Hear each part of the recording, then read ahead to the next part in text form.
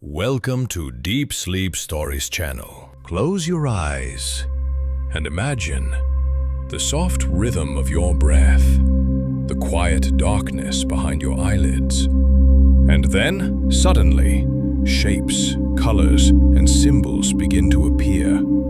You're no longer in your bed. You're walking through temples of gold. You're standing on the banks of the Nile, or listening to the chants of ancient priests. This is the world of dreams. For thousands of years, people believed dreams weren't just fleeting illusions. They were maps of destiny. They were warnings from the gods. They were messages from realms beyond our waking mind. The Egyptians built sacred dream temples where seekers slept in hopes of receiving visions from their deities. The Babylonians carved their interpretations onto clay tablets, believing every dream carried divine instructions. The Greeks turned to healing sanctuaries, where dreams were used as prescriptions for the body and the soul. And across Asia, philosophers and mystics saw dreams as journeys of the spirit, proof that the soul could travel beyond the physical world. Every civilization looked at dreams not with doubt, but with reverence. So tonight, we step back in time. We wander through lost cities, enter forgotten temples, and open the dusty pages of ancient manuscripts. Together, we'll uncover how different cultures decoded the language of sleep. And maybe, just maybe, you'll begin to question the meaning of your own dreams. Because what if your nightly visions aren't just random? What if they are guiding you, warning you, or preparing you for something greater? Stay with me until the end, because the answers you've been searching for might have been hidden in your dreams all along. And before we begin, take a moment to subscribe and turn on the bell. That way, you won't miss our future journeys into the secret history of sleep. Now, let's begin. Among the sands of time, few civilizations revered dreams as deeply as the Egyptians. To them, dreams were not illusions, they were sacred messages, whispered by gods and spirits. In the temples of Egypt, there existed places known as dream temples. Here, seekers would come, cleanse their bodies with ritual baths, burn incense to honor the gods, and then lay down to sleep inside the temple itself. They believed that in this sacred sleep, the gods would enter their dreams and deliver prophecies, healing, and guidance. The pharaohs themselves trusted in the power of dreams. A vision of the falcon-headed god Horus might signal protection or victory. A dream of Osiris, the lord of the underworld, could foretell matters of death, rebirth, or eternal judgment. Egyptian priests became the interpreters of these visions. They recorded thousands of dream symbols in scrolls and papyri. One surviving text, the Papyrus of Dreams from around 1300 BC, lists over 100 dreams, each with their meaning. For example, if a man sees himself eating crocodile flesh, it means he will become a great leader. If he dreams of drinking warm beer, misfortune will soon follow. The Egyptians, a dream was never without meaning. Every image, every symbol carried the weight of the divine. Even ordinary people look to their dreams for guidance in daily life. Should they travel? Should they marry?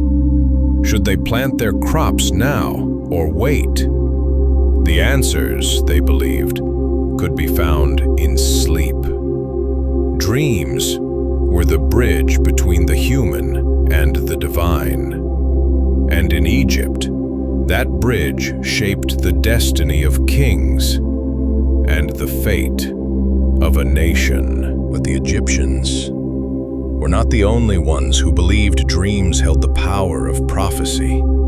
Far to the east, beyond the shifting sands of the desert, another great civilization was also decoding the messages of the night.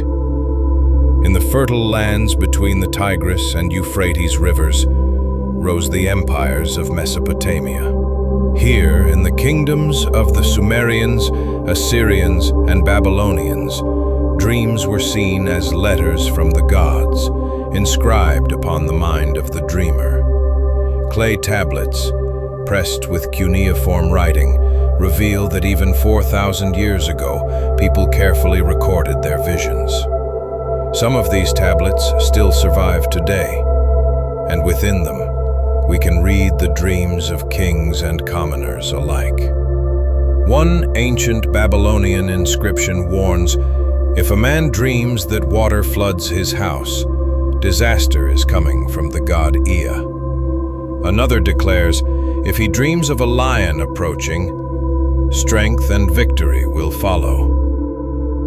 To the Babylonians, dreams were not private. They were public omens, messages that could affect an entire city or even a whole empire. Priests served as interpreters, standing between mortals and the divine. If a king dreamed of war, they would decide whether to march into battle. If a farmer dreamed of drought, they would prepare offerings to appease the gods. In Mesopotamia, dreams were not just visions. They were the foundation of law, politics, and survival. And so, from the deserts of Egypt to the rivers of Babylon, humanity began to see dreams not as shadows of the night, but as blueprints for destiny. Yet the story does not end there. For across the sea, in the land of philosophers and poets, another culture would soon offer a different vision of dreams, a vision born in ancient Greece. Long before Rome, long before Greece, there was Mesopotamia, the land between the rivers, where the first great cities were born. Here, in Babylon and Sumer, people believed dreams were divine messages carried into the night by gods and spirits. Archaeologists have uncovered clay tablets, etched with cuneiform symbols, dating back nearly 4,000 years. These tablets contain one of the earliest dream dictionaries in history. The tablets describe dreams in extraordinary detail. If a man dreams of being bitten by a dog, misfortune will strike his home. If he dreams of walking under the sun, he will gain favor and strength. If a woman dreams of holding fire in her hands, her child will rise to greatness. To us, these images may feel symbolic, but to the Babylonians, they were the voice of the divine. Dream interpreters, known as Baru priests, were highly respected. They studied not only dreams, but also omens in the stars, the flight of birds, and the patterns of sacrificed animals. For them, the dream world and the physical world were one continuous language of the gods. Before a battle, kings would summon these priests. If the king dreamed of victory, marching under banners or riding in a chariot of gold, the priests declared the gods supported his cause. But if he dreamed of blood, fire, or broken weapons, the war might be postponed, or a ritual performed to change fate. The Epic of Gilgamesh, the world's oldest surviving story, holds powerful examples of dream prophecy. In one passage, Gilgamesh dreams of a falling star and an axe lying at his feet. His mother interprets them as signs that a great companion, Enkidu, will soon enter his life.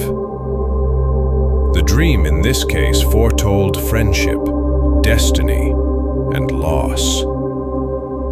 Not all dreams, however, were from the gods. The Babylonians believed in 3 types of dreams: divine messages sent by the gods, confusing illusions born from daily life, and dark nightmares planted by demons or restless spirits. When a nightmare struck, visions of death, snakes, or shadowy figures, rituals were performed to drive the evil away. Incantations were spoken at sunrise. Offerings of food, wine, or incense were laid before the idols, and the dreamer would wash themselves in sacred water to cleanse the spirit. In Mesopotamia, dreams were never private. They belonged to the community, to the priests, and to the gods themselves. Ignoring a dream was dangerous. It meant turning your back on the threads of fate. This belief shaped not only the culture of Mesopotamia, but also influenced the Hebrew, Greek, and Roman traditions that came after. Here, in the cradle of civilization, dreams became the first written language of the divine. They were not whispers in the dark, but proclamations carved into clay, meant to outlast time itself. In the world of the ancient Greeks, dreams were not merely personal visions. They were windows into truth, prophecy, and healing. The Greeks believed dreams could reveal the will of the gods. They could warn of dangers or prescribe cures for illness. Across the land, temples were built for Asclepius, the god of medicine and healing. These sanctuaries were called Asclepieia. Here, the sick and the suffering would come, seeking not a doctor's medicine, but the medicine of dreams. The ritual was known as incubation. First, the dreamer would purify themselves with fasting, bathing, and prayer. Then, they would lie down to sleep inside the temple, surrounded by sacred snakes, the symbols of Asclepius. During the night, they hoped to receive a dream. In that dream, the god, or his servants, might appear, sometimes offering direct instructions. Drink this herb, cut the wound here, make this offering to be healed. Upon waking, priests would interpret the vision. They would prescribe rituals, diets, or even surgeries, all based on the dreams of the patient. But not all Greek views of dreams were religious. The great philosophers sought to understand them as natural phenomena. Plato believed dreams revealed the desires of the soul, urges and truths hidden during the day, unveiled at night. Aristotle, however, saw dreams differently. He wrote that dreams were linked to the movements of the body, the digestion of food, the heat of the blood, the stirring of the senses. For him, dreams were not divine prophecy, but the body whispering to itself in symbols. Still, even among skeptics, dreams retained a mysterious authority. Greek generals often consulted dreams before war. A dream of Nike, the winged goddess of victory, was seen as a sure sign of triumph. But a dream of broken weapons or burning ships could halt an entire military campaign. One of the most famous works on dreams came later, the Oneirocritica of Artemidorus in the 2nd century AD. Although written in the Roman period, its roots were deeply Greek. The book analyzed hundreds of dreams with painstaking detail. It suggested that the meaning of a dream was not fixed, but could change depending on the life of the dreamer. To the Greeks, dreams were bridges between worlds: the world of gods and oracles, the world of medicine and healing, and the world of philosophy and reason. A single dream could heal the body, shape the course of a war, or reveal the deepest secrets of the soul. In Greece, the dream was both science and spirit, an endless dialogue between man and the cosmos.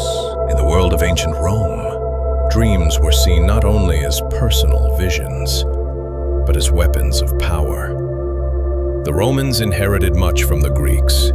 They read the works of Aristotle and Plato. They studied the dream manuals of Artemidorus. But in Rome, dreams were given a new role. They became tools of politics, prophecy, and empire. Roman leaders often turned to dreams before making great decisions. Julius Caesar was warned in a dream about betrayal. His wife, Calpurnia, famously dreamed of his assassination, begging him not to go to the Senate on the Ides of March. But he ignored the vision. The next day, he was murdered. To the Romans, this was proof. Dreams could shape the destiny of an empire. The generals of Rome believed dreams could decide the outcome of war. If a soldier dreamed of Mars, the god of war, the army would march forward with confidence. But if a commander dreamed of defeat, fire, or blood in the streets, entire campaigns could be delayed or abandoned. Roman religion also gave structure to dreams. They divided them into two kinds: Somnia dreams, believed to hold truth, often sent by the gods; Insomnia, confusing, meaningless visions, born from an unsettled mind. To distinguish them, priests known as augurs and haruspices were consulted. They read not only dreams, but also the flight of birds, lightning strikes, and the entrails of sacrificed animals. Dreams, in Rome, were simply another way the gods spoke to men. One of the most influential works was Artemidorus's Oneirocritica, which circulated widely in Rome. It became a kind of handbook for the elite. In it, every symbol had meaning. Dreaming of gold suggested power and honor. Dreaming of chains could mean imprisonment or political downfall. Dreaming of rising to the sky was a sign of coming glory. But Rome also added its own political use. Emperors sometimes announced their dreams publicly to prove they had divine approval. A ruler who claimed that Jupiter or Apollo had spoken to him in a dream could silence rivals and inspire fear in his enemies. Yet, the Romans also feared dreams. They believed that false dreams could be planted by demons or manipulated by magic. So, protective rituals were created. Amulets were worn to guard the dreamer. Offerings were made at dawn to cleanse the night's visions. To ordinary Romans, dreams offered guidance for daily life. A farmer might interpret a dream about weather as a sign for planting. A merchant might dream of coins spilling from his hands and take it as a warning to avoid travel. Even in the crowded streets of Rome, dreams whispered to the people, guiding choices, inspiring fear, and offering hope. In Rome, dreams became more than symbols. They became instruments of state, woven into politics, war, and religion. For the Romans, to dream was to negotiate with the gods, and in those negotiations, the fate of the empire was often decided in the silence of the night. In the traditions of ancient China, dreams were seen as more than passing illusions. They were considered reflections of the mind, the body, and the spirit. For Confucian scholars, dreams were moral mirrors.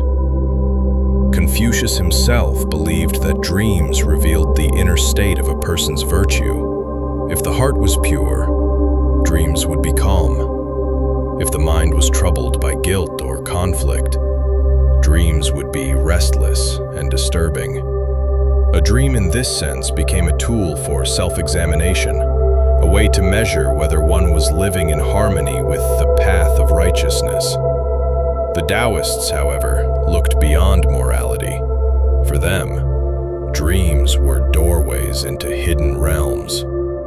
They taught that when the body sleeps, the Shen, the spirit, can leave the body and roam freely. This wandering was called Shen Yo, the roaming of the spirit. In these journeys, the soul could ascend mountains, cross vast seas, or wander among the stars.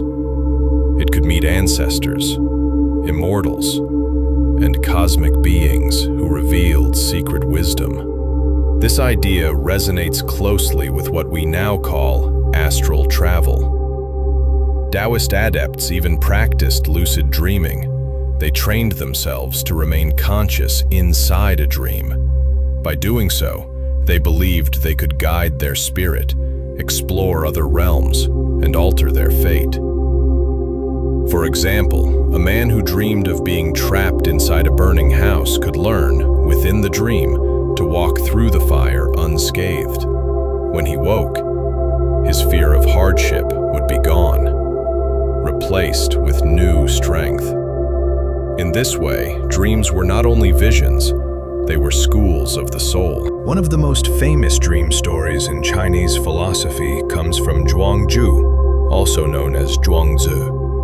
He once dreamed he was a butterfly, floating lightly on the breeze.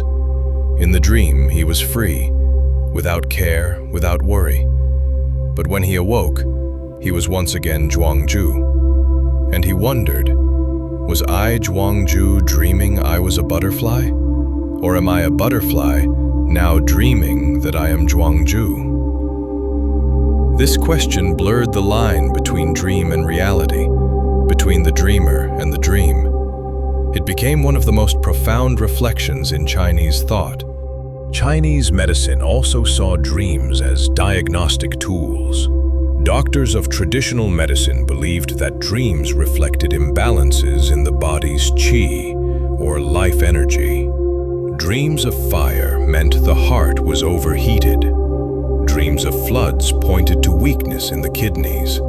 Dreams of falling suggested a lack of balance in the spleen. By studying dreams, healers could prescribe herbs, acupuncture, or meditation to restore harmony.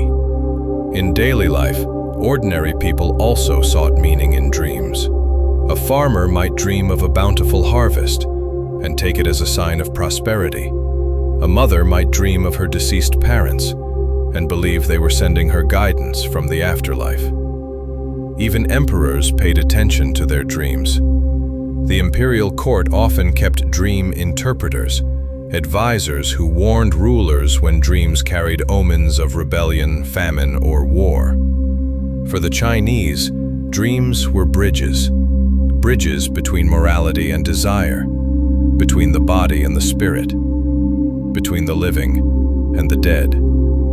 To dream was to travel, and each journey carried lessons, warnings, reflections, or glimpses of eternity itself. In the Islamic world of the Middle Ages, dreams were treated with profound respect. They were believed to be more than personal experiences. They were considered a way in which the divine could speak to mankind. One of the most influential figures was Ibn Sirin, a scholar of the 8th century. He wrote The Book of Dreams, a work that classified and explained hundreds of dream symbols. This book became one of the most widely read guides to dream interpretation in the Islamic world, and its influence spread for centuries. According to Ibn Sirin, dreams were divided into 3 categories. The first were true dreams, believed to come from God, often carrying guidance or warnings. The second were personal dreams, shaped by the self, by daily thoughts, desires, and worries. And the third were disturbing dreams, seen as whispers from evil forces, nightmares meant to cause fear or confusion. This way of understanding dreams shaped how generations of Muslims approached the night. If a man dreamed of light, he might believe it was a sign of divine favor. If he dreamed of darkness or falling, annoyed, he might see it as a warning to change his path.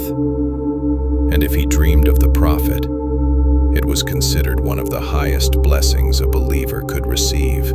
Dreams were not only important to scholars, they played a role in politics, in law, and in everyday life. A caliph might consult a dream interpreter before making a decision for his empire.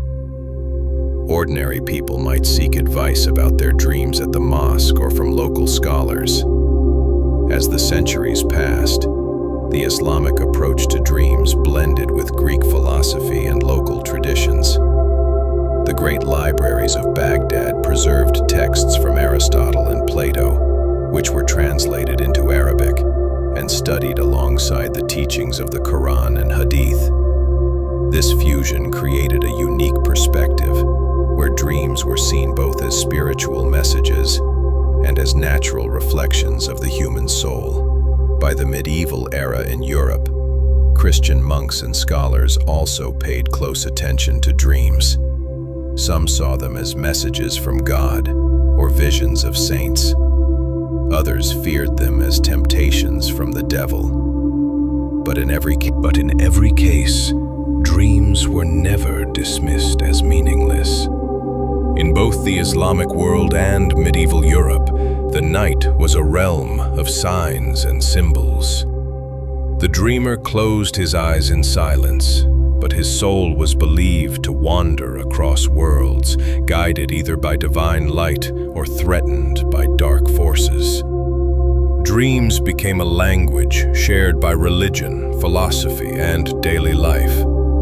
And in this age, to dream was to stand at the border between heaven and earth. From the sands of Egypt to the temples of Greece, from the clay tablets of Babylon to the writings of Ibn Sirin, we have seen that across every age, across every culture, dreams were never dismissed. To our ancestors, dreams were sacred. They were messages, warnings, cures, and sometimes glimpses of eternity.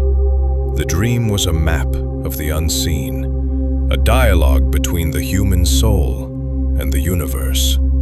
Even today, thousands of years later, we still wake from dreams wondering what they mean. Was that vision random, or was it a sign? Did it reveal a hidden fear, or a path we are meant to follow?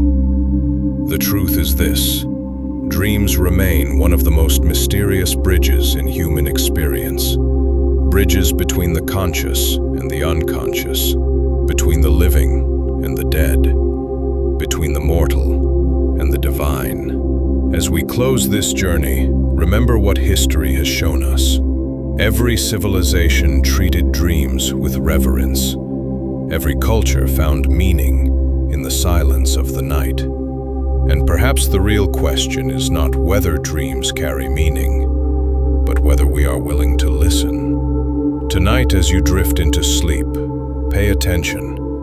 The symbols, the faces, the voices you encounter may be more than imagination.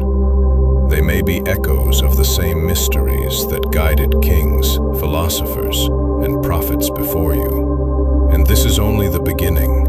In the next chapters, we will journey even deeper into the hidden world of sleep. We will explore not only the history of dreams, but also the science, the myths, and the secrets that still shape the night. Until then, rest well and let your dreams speak.